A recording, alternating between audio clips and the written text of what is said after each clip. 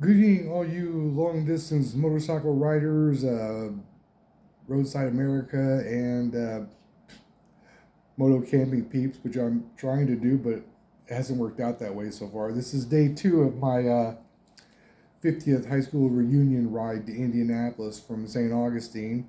I stopped for the night in Hawkinsville, Georgia, with a very kind and gracious Bunka Biker host, and uh, it, of course, rained most of the night. So the bike was undercover and it was okay, and it cleared up in the morning. And when I took off, it was heavy overcast, and then I started driving in and out of like light rain all the way to practically Atlanta, and it wasn't bad. When I finally got to Atlanta, it just all cleared up, and the temperatures were pretty mild. Although, with all that going on, it just wasn't any time for any roadside America attractions at that point. So it was basically just a rip and ride for like, I don't know, what was it, like 140 some odd miles to where I am now in Chattanooga, Tennessee. And as you can see, we are not in a campsite. I got here, I was like hot and beat, and you know, I didn't have a bunker biker host, and you know, I was looking for some place to camp. I was like a rest area or a truck stop or whatever, but since it was raining, I took mostly the interstate all the way up here, 75, and I was just trying to outrun that rain front. And when I got in front of it, it was like, oh my god, because the worst thing that can happen when you're on a bike, when you're riding, especially on state and county roads, if you're on a 2-lane road and you're doing like 10 miles under the limit because you're chicken poopy as far as doing this 65 miles an hour in this rain and all, but I'm a bit more conservative than that. It's like everybody starts backing up behind you, and they start getting like really ticked off because you're not moving and they want to be moving. So at least if you're on the interstate, you can pull over into the slow lane, pray that somebody doesn't run up your butt and stuff. But at the same time, most of the time they see you and they just go around you. But there's lanes to go around you.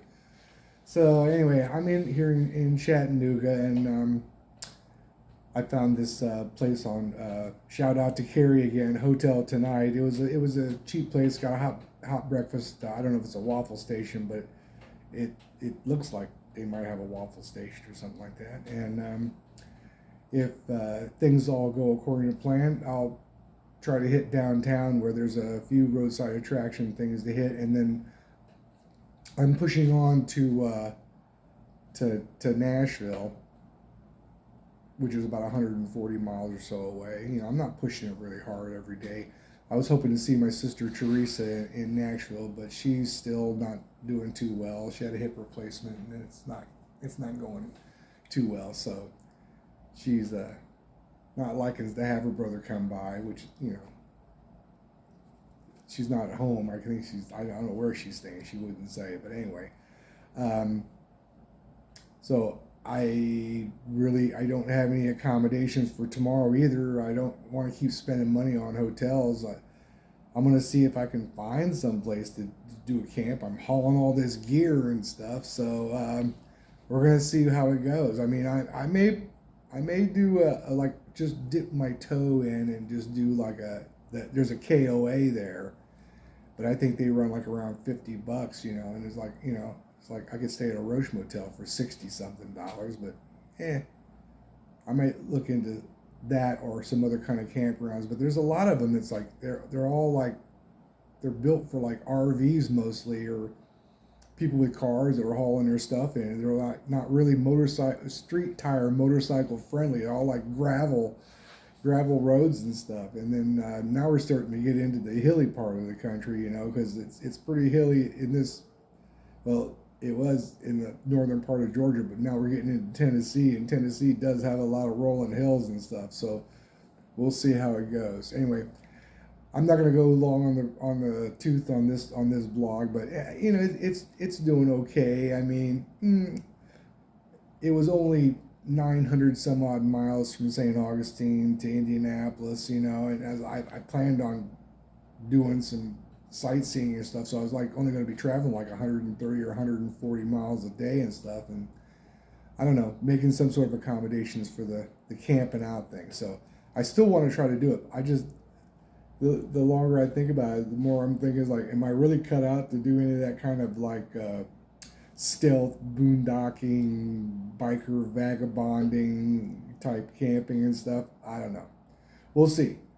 I don't know how those guys find their sites, although I'm sure they've been doing it for so long, they have sites pinned all over the place where they know they can stop and stuff. But here I am, I'm looking, and I see abandoned stuff, and I see like driveways go off into the woods and stuff, but it's not at a point where I need to stop for the night. It's still too early. I mean, I need to keep running. It's like I need to find some place like mid-afternoonish or something like that. So anyway, we'll see. I'll keep you informed. Maybe we'll have a video of me of my stealth site. I don't know. It's like, or I can pretend the KOA is a stealth site, you know, so we'll see. Anyway, I do plan on camping sometime or another, either on the way up or on the way back, but it's going to happen, I'm sure. So other than that, this is Roadhogger saying goodbye and God bless.